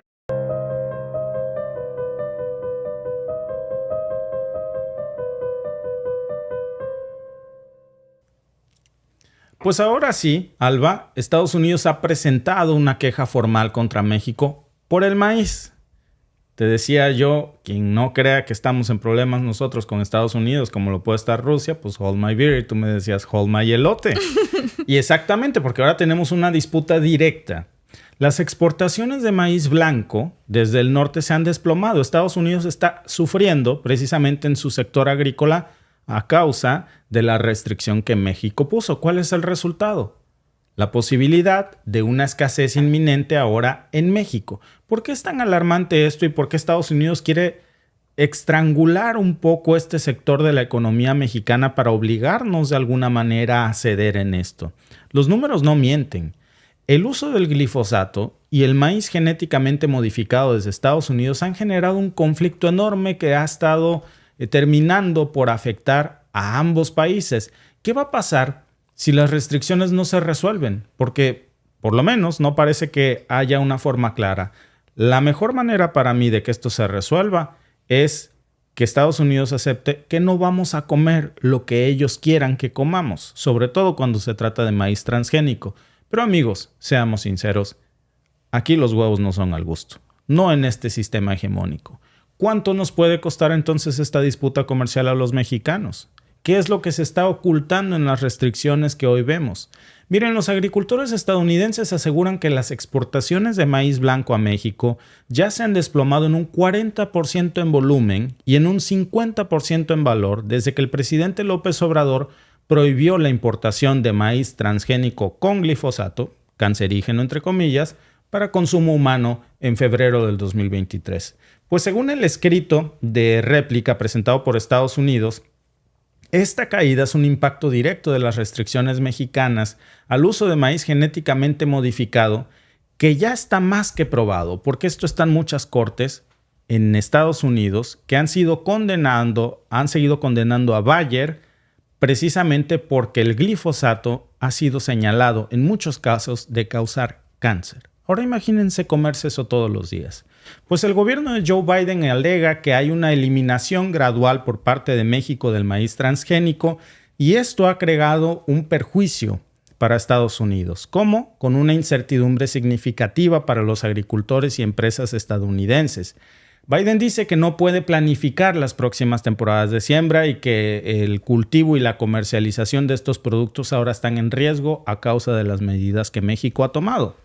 Agricultores mexicanos, por su parte, ya han advertido que podría haber una posible escasez de maíz y otros productos debido a la falta de herbicidas autorizados. Recuerden que lo hemos dicho muchísimo, que cuando un maíz transgénico se siembra en un suelo, se crea un círculo de dependencia. Y entonces todos los productores mexicanos que en algún punto sembraron maíz transgénico, tienen que sembrar eso o no crece nada en esas tierras después de que las rocían con estos pesticidas como el glifosato que mata todo menos lo que está modificado, incluidos a nosotros que no estamos modificados. ¿Cuál es el verdadero riesgo del maíz transgénico en nuestras mesas? Estados Unidos dice que México no ha presentado una explicación coherente que demuestre los peligros del maíz genéticamente modificado en nuestras tortillas. Cínicamente, lo hace al mismo tiempo que sus propias cortes de justicia están condenando a Bayer por cifras multimillonarias como el pago de resarcimiento precisamente a personas que han fallecido por cáncer o que tienen cáncer terminal o en alguna etapa. Y ahora, bueno, pues los datos respaldan el argumento. Según Biden, el Departamento de Agricultura de los Estados Unidos, cerca del 90% del maíz cultivado es modificado genéticamente. Y la Administración de Alimentos y Medicamentos, la FDA, y la Agencia de Protección Ambiental, la EPA, han evaluado este tipo de maíz y han dicho que es seguro para el consumo humano. Esto a pesar de que México ha puesto en marcha una política que busca proteger no solamente a nuestro maíz nativo, sino por supuesto a los mexicanos con el consumo de este tipo de alimentos. Las restricciones al maíz transgénico ahora están causando mucha inquietud tanto en los agricultores estadounidenses como por supuesto también en los mexicanos, porque en el caso de los estadounidenses, les recomiendo mucho, por cierto, leer este artículo de Janet Leiva-Rios en El Economista de México, está muy interesante. Y en el caso de México, los agricultores mexicanos en el caso de Estados Unidos, los agricultores estadounidenses están alegando que una porción significativa de su mercado es México y que gracias a las medidas de López Obrador han visto caer sus ventas estadounidenses en un 40% en volumen y en un 50% en el valor de exportaciones hacia nuestro país, porque se prohíbe la venta de este tipo de maíz transgénico para nuestras tortillas, para el consumo humano, pues. El impacto en los agricultores mexicanos, dice el informe estadounidense, que de la nada pues está muy preocupado también por nuestros agricultores, dice que están atrapados ahora entre la presión internacional de López Obrador y las políticas que puedan hacer prosperar al campo mexicano. Dicen que los agricultores mexicanos ahora tienen miedo de que esto pueda desencadenar una escasez de maíz y otros productos en el país y que hay un riesgo muy grande de que esto suceda. ¿Realmente está Estados Unidos preocupado por nuestros productores de México o simplemente le duele el bolsillo en algo que tal vez no es seguro para el consumo humano? Yo creo que es importante que analicemos esto porque este conflicto comercial tiene implicaciones económicas muy grandes. Se estima de hecho que el maíz representa más de 10,000 millones de dólares en el comercio anual tan solo entre México y Estados Unidos, y la caída en las exportaciones estadounidenses, claro que ha generado una preocupación enorme sobre cómo va a afectar esto el empleo en Estados Unidos en el sector agrícola, donde millones dependen de la producción y exportación de maíz transgénico precisamente hacia México. Para nosotros este es un alimento básico. En estos países es más alimento de otro tipo, pues no humano, Y esto hace que cualquier problema en el suministro pues es un tema muy sensible para la economía estadounidense. La cuestión, amigos, es que ahora, en medio de toda esta disputa de ambas administraciones, la de Estados Unidos y la de México, nuestro país está defendiendo su derecho a tomar decisiones soberanas que salvaguarden nuestra agricultura tradicional y el derecho que tenemos a saber qué es sano para nosotros consumir y qué no.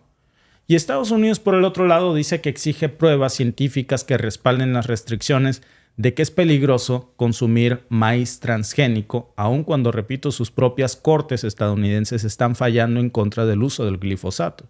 Y ese es el problema más grande aquí, Porque como ustedes saben, precisamente el uso del glifosato, que es un herbicida clave para controlar las malezas, ha estado en el centro de un debate global. Se ha demostrado, de hecho, que es cancerígeno y se ha relacionado con otros problemas de salud. Y se ha generado un gran problema, sobre todo en México, con Bayer. Recuerden que Bayer adquirió la proscrita Monsanto, que fue el fabricante original del glifosato. Por cierto, uno de sus componentes fue utilizado durante la guerra para el famoso agente naranja. Y ahora pues ha enfrentado miles de demandas y ha pagado miles de millones de dólares en acuerdos y multas en Estados Unidos. Uno de los casos, por cierto, más sonados, de los que ya habíamos hablado aquí en el canal, fue el famoso caso de Dwayne Johnson, un jardinero que desarrolló precisamente el linfoma no Hodgkin después de años de exposición al glifosato y recibió una indemnización de más de 78 millones de dólares, pero no te sirve nada, o no de mucho, cuando tienes cáncer terminal. Y este fue el primero apenas de una serie de juicios que revelaron el impacto de este químico. Otro caso, porque no nada más es el único, de hecho hay un montón de este tipo, Edwin Hartman, que también desarrolló linfoma de no Hodgkin, misma historia, por el uso de glifosato, un veredicto estadounidense que condenó a Bayer con 80 millones de dólares como pago precisamente por el desarrollo de este cáncer a esta persona. Y se estima ya que Bayer ha pagado más de 10,000 millones de dólares en Estados Unidos para resolver estas demandas por el uso de Roundup, básicamente, que es el nombre comercial del glifosato, que les causó cáncer a todas estas personas. Todas estas historias ponen la gravedad del problema en las cortes estadounidenses, pero Biden dice que no hay pruebas y que México no las ha presentado y que estamos causando un daño enorme a su economía. Entonces, ¿qué impacto tiene esto para México? Porque imagínense el riesgo que supone que el glifosato esté en las tortillas que todos los días consumimos los mexicanos en nuestras mesas. Según el Instituto Nacional de Estadística y Geografía, el INEGI de México, pues, el consumo per cápita de maíz en México es de alrededor de 325 kilos al año. Y eso lo convierte en una potente base de nuestra dieta mexicana. Imagínense, 325 kilos al año consume per cápita mexicano, Alba. Casi consumimos 1 kilo de maíz ¿Al día? al día por mexicano. Sí. Ahora, y alguien puede decir, no, yo no me como 1 kilo de masa al día. No, hablamos de 1 kilo de maíz. No sé si 1 kilo de maíz se convierta en 1 kilo de masa. También piensen que no necesariamente es para tortillas. Es la base de nuestra dieta, Alba. Sí. Tortillas, esquites, cereales, los elotes. Elotes, antojitos mexicanos, Claro. tamales, todo lo que te puedas imaginar de la cocina tradicional mexicana tiene, por supuesto, una amplia base en el maíz mexicano y también, pues con esto estamos hablando de un riesgo terrible si se utilizan estos herbicidas potencialmente peligrosos como el glifosato en la producción de este alimento básico. Estamos hablando, claro, de una exposición masiva que podría tener un costo terrible para los mexicanos en nuestra salud pública. Como si no tuviéramos ya una de las peores pandemias del siglo con el problema de la obesidad. Hay otro instituto, de hecho, del Instituto Nacional de Salud Pública, que reveló que hasta 1/3 de las muestras de tortillas tomadas en distintas regiones de México contenían ya trazas de glifosato. ¿Qué quiere decir esto y por qué es tan preocupante? Quiere decir que mucho del maíz transgénico que ha ingresado a México para consumo no humano ha terminado finalmente en una tortillería. Y la Organización Mundial de la Salud ha clasificado también al glifosato como probablemente cancerígeno para los seres humanos. Y eso, claro, que está aumentando mucho la preocupación para el presidente de México y los mexicanos, pero no para Biden, porque él no se echa 325 kilos de maíz al año. Alba. No se come un taquito, ¿verdad? Ni Pues un sí. elote, ni nada de eso. Claro. Y al Entonces, final, pues lo que estamos viendo aquí, amigos, es una terrible disputa que ya es formal, en un dilema que consiste básicamente entre proteger a la economía estadounidense y a la producción agrícola o la vida de más de 130 millones de mexicanos. Claro que cada quien va a abogar, Alba, por lo que le conviene y nosotros tenemos que ser muy listos y no dejarnos disuadir en el discurso que quieren influir ahora de que por culpa de estas medidas se va a encarecer la tortilla y que el campo mexicano está sufriendo. No les interesa eso. No, por supuesto que no. Sobre todo cuando estamos viendo, como bien dice nuestro amigo LND, antes de que llegaran los productos procesados con químicos, las personas no se enfermaban tanto. Por supuesto. Sí. Porque va relacionado. No es que les interese, la alimentación de los mexicanos. Por supuesto que no les interesa si comemos o si no comemos. A ellos les interesa su negocio. No se está aceptando el maíz transgénico. ¿Por qué? Porque cuando se siembra maíz transgénico, está desarrollado para que mate todo a su alrededor y solo eso sobreviva. Después, nuestro maíz originario no va a poder crecer ahí, no va a sobrevivir. Una vez que compras el maíz transgénico, no es algo como el maíz originario que puedas guardar semillas para el siguiente año sembrar. No, vas a ser presa siempre de Monsanto y siempre le vas a tener que comprar la semilla a Monsanto. Ahora Bayer, recuerden la independencia alimenticia. Vamos a necesitar que Bayer, ahora necesitas cada año comprarle la semilla a ellos. Y si ellos deciden que México no, porque se salió del huacal, México no tiene derecho a que le vendas las semillas de maíz, entonces ningún productor mexicano va a poder sembrar maíz porque ellos ya tienen el control de las semillas. También por eso es tan importante defender nuestras semillas originarias, ya sea el maíz, ya sea el frijol, ya sea cualquier semilla originaria. Por ejemplo, en Perú, que tienen tantísima variedad de papas, es defender su variedad de papas, porque si no, al rato van a llegar las papas modificadas y van a ser, pues, víctimas de otra vez de Bayer. Si Bayer les quiere vender la semilla para la papa, van a tener plantíos de papas, si no, no lo van a tener.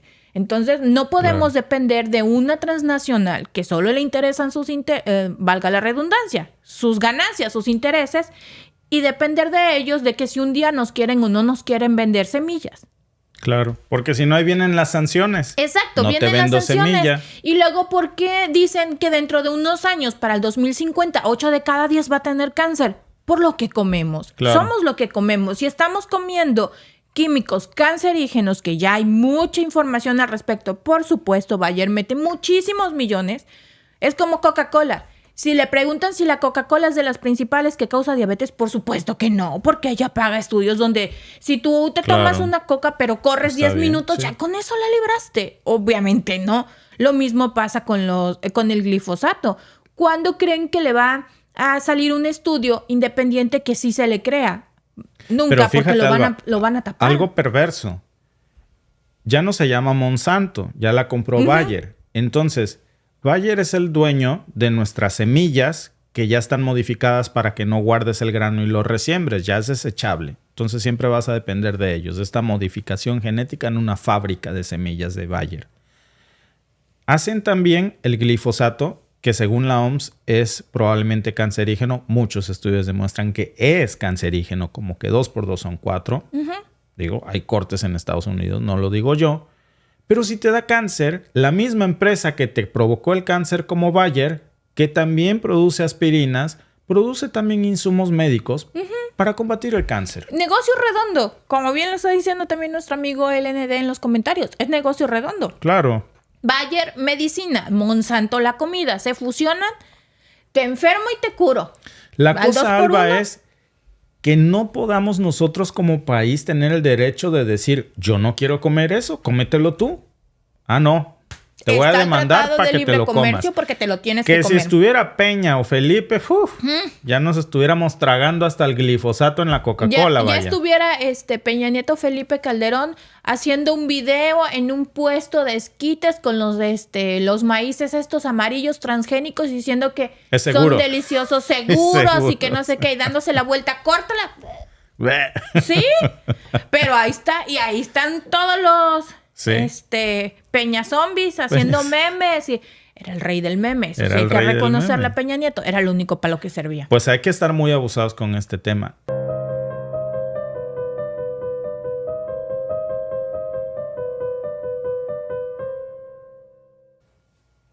Ucrania ha comenzado a racionar la electricidad tras un ataque masivo ruso contra sus infraestructuras energéticas. ¿Qué tan grave es el daño causado? ¿Cuánto tiempo tomará repararlo? ¿Y qué más puede hacer Ucrania para defender su red? ¿Estamos ante una estrategia a largo plazo? Bueno, pues el ataque ruso ha dejado al menos un muerto y ha dañado seriamente varias instalaciones de producción y transmisión de energía en Ucrania. Según las autoridades ucranianas, casi 60 misiles y más de 20 drones Shahed golpearon instalaciones críticas, dejando ciudades enteras sin luz y poniendo a la red eléctrica nacional al borde del colapso.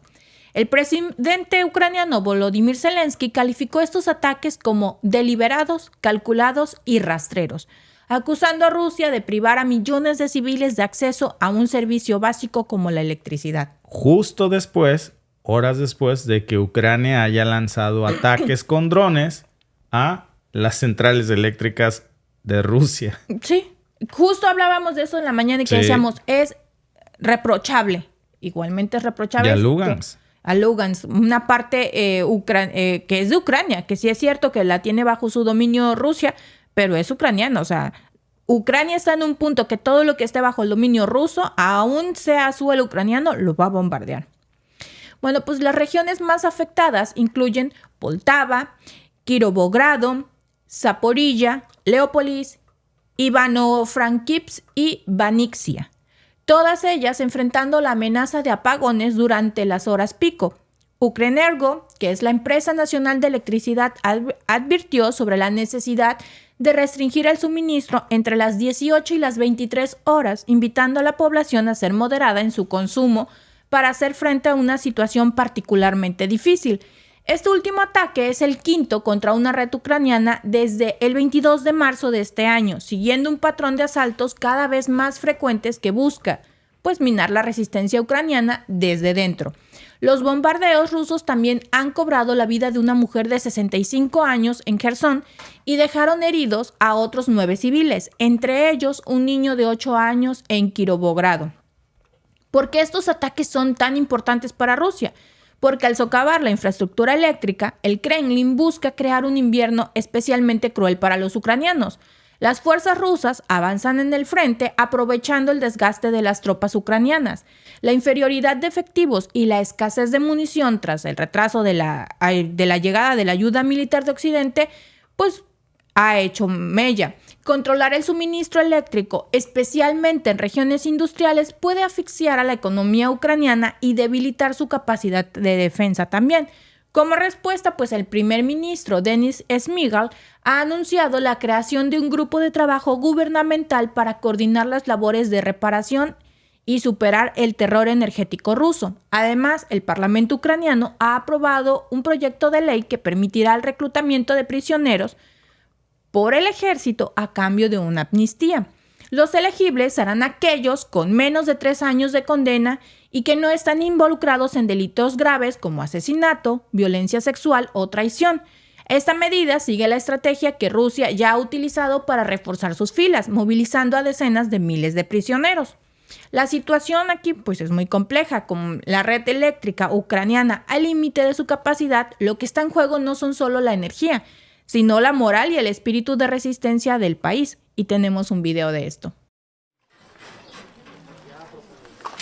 Ucrania denunció un nuevo ataque masivo nocturno de Rusia contra sus infraestructuras energéticas. Los ataques con misiles y drones estuvieron dirigidos a instalaciones de producción y transmisión de electricidad en varias regiones del país. La Empresa Nacional de Electricidad avisó de posibles cortes de suministro y pidió a los ucranianos hacer un uso moderado de la electricidad para afrontar una situación particularmente difícil, tras lo que definió como el quinto ataque masivo contra la red energética del país desde el 22 de marzo.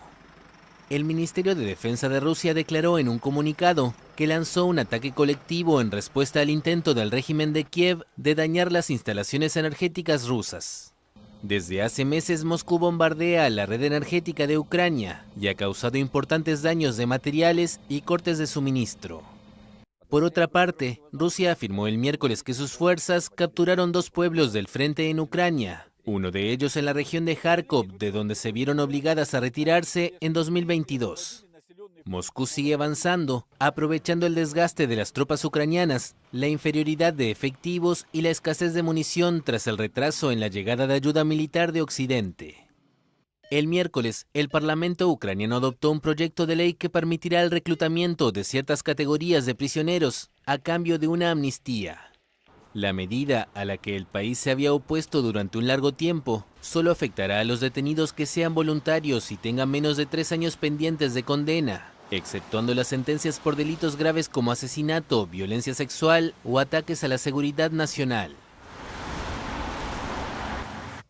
Pues el problema, Alba, que digo, ya lo habíamos comentado, de hecho, cuando se estaban reportando los primeros ataques a las refinerías de Rusia y a los sistemas eléctricos, algunos drones impactaron en su blanco, que esto iba a provocar una escalada de este tipo y finalmente sucedió. Deplorable y reprochable de ambos bandos, pero esta precisamente es la razón por la que se deben evitar las escaladas. Y mucha culpa de esto hay, déjenme decirles también, en el envío de armamento occidental sin la responsabilidad de saber para qué se va a usar. Mira, yo leía una nota hoy en la mañana de fuentes no confirmadas, pero ya está circulando muy duro de unas fuentes anónimas del Pentágono que han dicho que Estados Unidos está suspendiendo el envío de 2,000 bombas a Israel por el bombardeo en Rafah. Entonces tiene lógica, Sí. sobre todo por los problemas Pues que se tiene van Biden. para Qué bueno que Ucrania. qué bueno que los haga, qué bueno que lo haga, porque mira, te voy a decir algo, y si esas 2,000 bombas de que se iban a ir a Israel se las va a mandar Biden a Ucrania, qué bueno. ¿Sabes por qué? Yo creo, si puede solucionarse la guerra, qué mejor. Pero si hay que elegir entre dárselos a Israel o dárselos a Ucrania, que se los den a Ucrania. Ahí están luchando un ejército contra el otro ejército. Exacto. En el otro lado es un ejército contra niños y mujeres. Y No. es deplorable. Exacto, Palestina no tiene ejército. Aquí es deplorable también, pero hay 2 ejércitos luchando.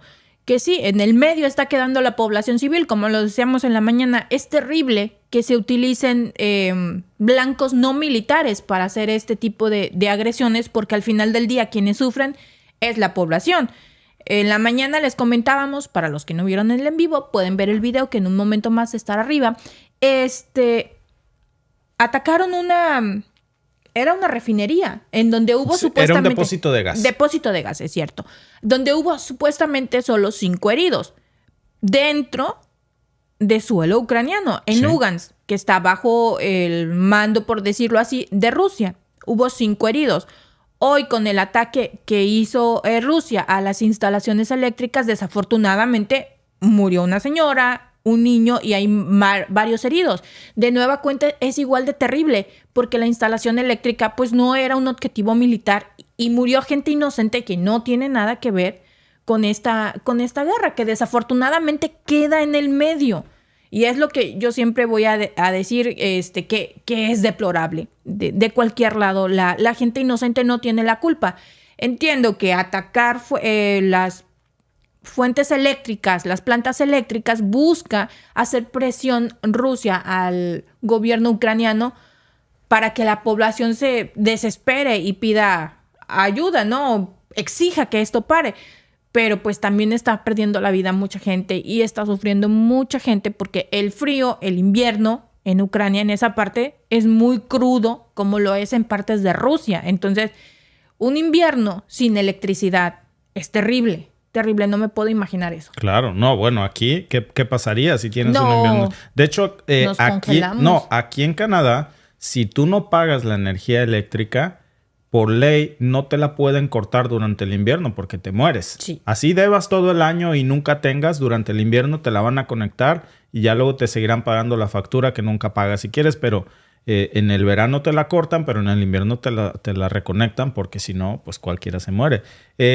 Esto mismo, Alba, Ucrania lo está haciendo en suelo ruso. Está mandando ataques a infraestructura rusa. Puente de Crimea, refinerías, centrales eléctricas, incluso a suelo ucraniano como en Lugansk esta mañana.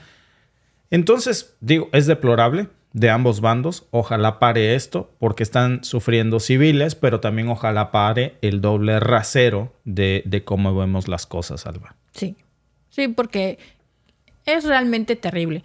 Por ejemplo, aquí dice nuestro amigo LND, No, al día de hoy, Ucrania no envía la lista de fallecidos de Bucha del supuesto crimen ruso. La ONU ha insistido, pero Ucrania no quiere enviar el informe. Por algo será.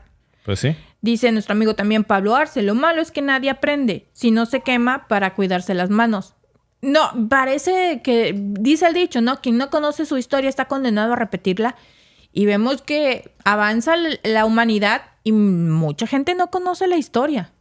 Sí, definitivamente. Y la repetimos. Una y otra vez, Alba, estamos viendo los mismos resultados.